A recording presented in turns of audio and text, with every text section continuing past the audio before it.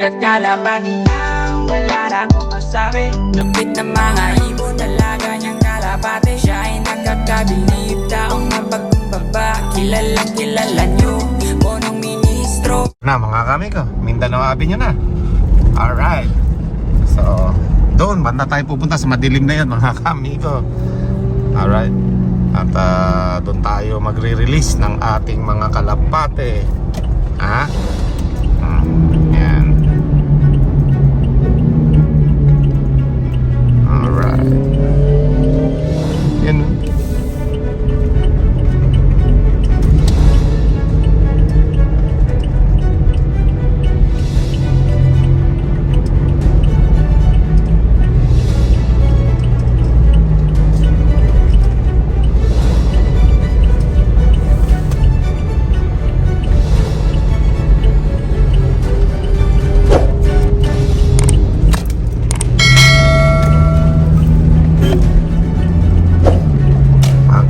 Sa dulo na tayo ng NLEX. Woo! Sa dulo nito mga kami, nakita nyo may mga bundok dyan.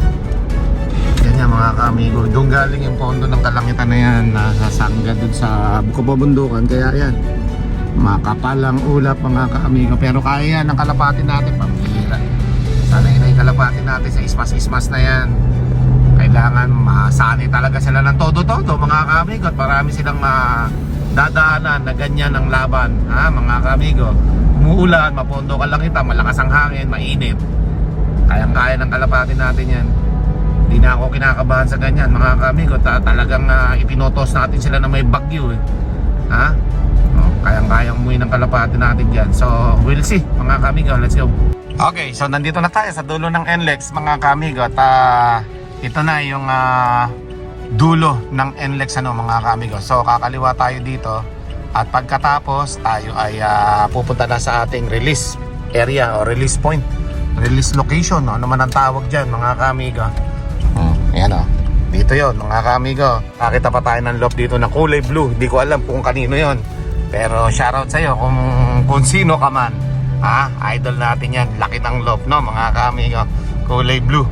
At dito na nga mga kamigo, kaya hindi tayo nakapag-release ng medyo malapit-lapit. Ginagawa na po kasi mga kamigo dito yung sub-tunnel o basta yung tren na nasa ilalim. Ayan yung kulay puti na yan. Kaya hindi tayo makakapag-release dyan. Doon tayo banda sa bandang dulo ron mga kamigo. Okay, let's go. Haba niyan mga kamigo, hanggang doon sa dulo yan. Ang project pala na yan Metro Manila Subway. Yun, maraming may sasakay dyan subway sa ilalim yan mga kamigo. Pagkakaalam ko tren yan. Basta yun mga kamigo, yung project ng gobyerno dito sa Mindanao Avenue na to. Alright, so syempre malapit na tayo sa ating location. Makikita nyo na rin pansamantala. So ito, malapit na tayo dito. Ayan lang yung kanto dito mga kamigo. Ito, dito tayo nag-release. Tatandaan nyo ba yun mga kaamigo ko? Ayan dito yun ayan siya So dito lang tayo papark ulit, diba? So gigilid lang tayo dito. And then okay na, dyan tayo magre-release. Kaya ng kalapati natin yan mga kamigo. Tiwala lang sa mga warriors natin. So pahinga lang tayo and then release na, let's go.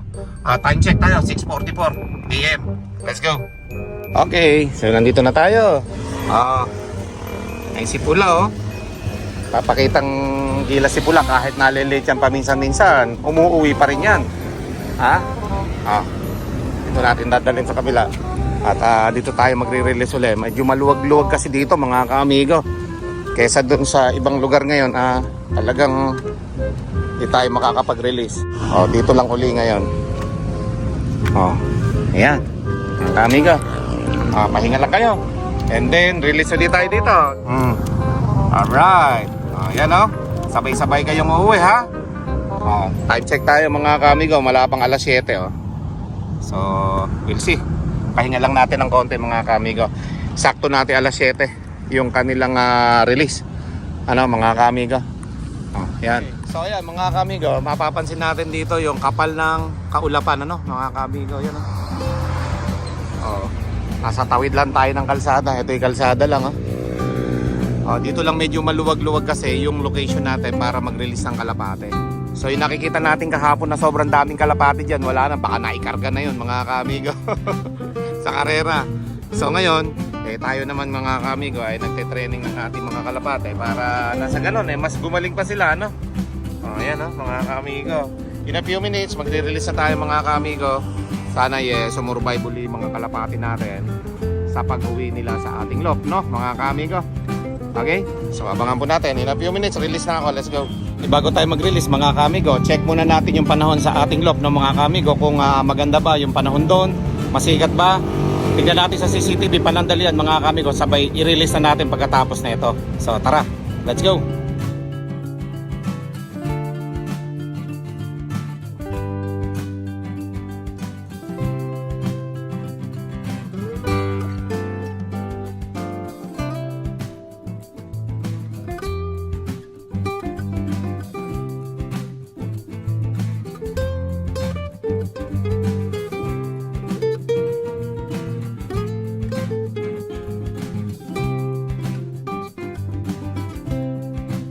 So maganda naman pala yung panahon sa ating loft mga kaamigo. Kaya naman pwede na natin pakawalan. I-release na natin yung ating mga kalapate ha. Sabay-sabay kayo uuwi ha. Alright? Pwede. Sabay-sabay kayong uuwi. Magpalakas kayo. Kailangan nyo yan para sa darating na derby natin. Sa darating na labanan. Okay? So, let's go. Uwi na. Uwi na. Ayun mga kaamigo. Yung ating mga kalapate. Ayun, umikot uli na isa rito. Dito talaga daan nila, oh. Tapos liliko doon, ayun, oh. Mga kaamigo. Ayun na, mga kalapate natin. Dumiretso na doon. Hindi na nakita. Nawala na, mga kaamigo. Yung mga kalapate natin. Hindi na nakita. Yan, abangan natin dito. Wala, nagdiretso na mga kamigo sa liwanag kasi madilim dito eh. Hindi sila pupunta talaga sa lugar na to. Doon talaga sila pupunta sa maliwanag to, no? Mga kamigo, dyan. Lalagpasan nila yung ulap na yan. Tapos baka nga may posibilidad na doon pa sila dumano sa liwanag na yan, no? Lalagpasan nila yan mga kamigo para makauwi. Okay?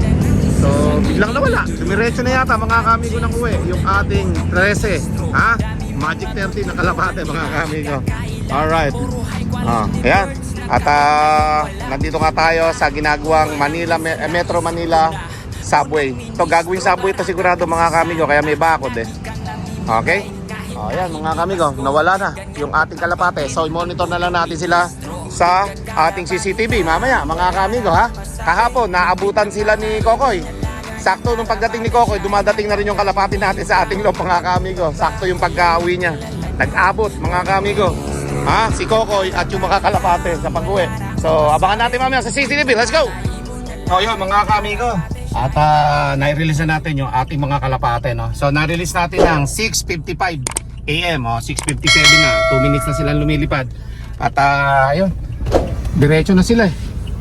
Hindi ko na sila nakitang umikot dito mga kamigo. Sa makapal na ulap na yan. Dumiretso sila doon sa may maliliwanag na yan mga kamigo. Yun, maliwanag doon eh. Baka nilagpasan na nila yun mga kamigo. So yan, tingnan natin kung maganda pa uwian natin ngayong umaga. Let's go. Okay, shoutout muli sa may-ari ng loft na to na napakalaki yan. Dadaan uli ako sa lugar mo. Kung sino ka man idol, amigo, dadaan ako dyan. At ayan, hindi ko kasi kilala kung sino may-ari niyan eh. Pero shoutout sa may-ari nito Kalapatigs din natin yan. Ayan mga amigo, laki no? Ayan mga kamigo, pauwi na tayo. Monitor na lang natin sa CCTV mamaya mga kamigo yung ating mga kalapate. Let's go! Many minutes later. Ayan mga kaamigo, nandito na tayo sa ating bahay mga kaamigo. At dumating tayo dito na 7:35 AM mga kaamigo. Kung kaya naman, abang-abang lang tayo sa ating mga kalapate So 6:55 natin ni-release. So, sabihin na nating 7. So mga 8:20, 8:30, 1 minute per kilometer. So tingnan natin kung kaya naman ngayon for the second time dito sa Manila, testingin natin sila kung mas bibilis pa sila. Ano lang sila, buena mano dito sa Manila. First time nila sa Manila pero nakauwi sila ng wala pang 1 minute per kilometer. So which is good yun, mabilis yun. Pero syempre, hindi naman tayo na-impress sa mga mabilis na ganyan. Ang gusto natin, yung dumudulo talaga, mga kaamigo na kalapate. Okay? So we will see. Pagpalagay na natin 7 AM sila na-release. So, dahil nga 85 to 86 kilometer ang layo natin, so 1 hour and 26 minutes. Yun ang magiging subtotal nung 86 kilometer o 85 kilometer air distance na to sa release natin kanina sa location na yan hanggang doon sa ating Lopsan, Nueva Ecija. So, we will see. Monitor natin sa ating CCTV yan maya-maya. Abangan natin. Let's go! A few minutes later. 7:55 na ng umaga mga kaamigo. Kung kaya naman, isang oras na lumilipad yung ating mga kalapate sa Himpapawid, pauwi sa ating lob. So tingnan natin, i-monitor natin sa CCTV mga kaamigo kung maaga silang makakauwi ngayon, kompleto ba silang makakauwi ngayon. Let's go! Okay, time check tayo mga kaamigo. 7:57 na. So it means isang oras at 2 minuto na lumilipad yung ating mga kalapate. Ano? So tingnan natin yung ating CCTV. Naka-ready na ito eh. Ayan mga kaamigo. O yan. Isang oras at 2 minuto na ang nakakaraan mga kaamigo mula sa paglipad nila dito sa Quezon City. Ano? Sa 1 minute per kilometer, isang oras at 26 minuto. Lilipa rin yan. So, tingnan natin. Monitor muna natin mga kamigo. Let's go.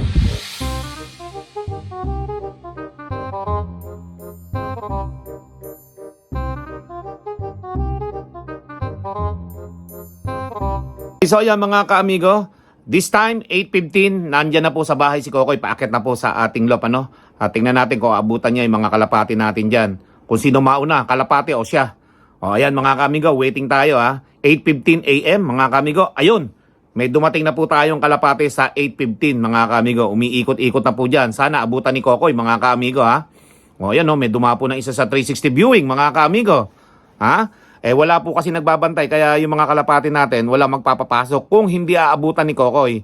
Sana abutan ni Kokoy dyan mga kamigo. O yan na mayroon nang dumapo dyan. Alright. Ang galing ng mga kalapate natin mga kamigo. So, tingnan natin kung abutan ni Kokoy, mga kaamigo, yung ating mga... Ayun, naglipadan uli, So, abangan natin. Ayan, mga kaamigo. This time, 8:16, ay dumating na po si Kokoy sa ating lop. Nandiyan na siya, mga kaamigo. Paakit na siya ng hagdan. Nagte-text sa akin yung kanina, At pagkatapos, mga kaamigo, tingnan natin kung ilan lahat yung dumating na kalapati natin. Ayan, dami, Isang bugso, mga kaamigo. Sa 1 minute per kilometer ang 86 km, mga kaamigo. 1 hour and 26 minutes. O ayan na si Kokoy mga kaamigo. Pero dumating yung kalapati natin 8:16 mga kaamigo na dapat 8:31 sa 1 minute per kilometer. So mabilis yung mga kalapati natin mga kaamigo. At ayan sakto yata yung kalapati natin dumating Okay. Ang dami nila mga kaamigo ayos At syempre dumating yung kalapati natin 8:16 mga kaamigo. Ayan sa CCTV At abangan pa natin kung ilan yung kulang sa ating mga kalapate. Iniintay ko yung text sa akin kanina dyan ni Kokoy at ang sabi niya, mayroon pa daw isang wala. So, abangan natin sa CCTV. Ito po ay aking nireview lang sa aking CCTV para malaman natin kung ano yung tunay na pangyayari sa ating mga kalapate. So, may dumating ng 12 dyan pala mga kaamigo. At tingnan natin kung makakarating na mas maaga pa yung isang nalilate na yun. Blue bar daw Okay? So, abang-abang lang tayo mga kaamigo. Paliwanag ko lang. Ang release po natin, Quezon City, 86 km mula sa ating lop hanggang sa Quezon City, mga kaamigo. Okay? So, dapat sa 1 minute per kilometer ang lipad nila ay 1 hour and 26 minutes. So, yung kalapati natin, nag-start tayo ng release 6:55. So, magiging 8:31 AM dapat yung mga kalapati natin nasa lop na. Pero ang nangyari po, 8:16 pa lang nasa lop na yung mga kalapati natin. Sobrang aga po nila.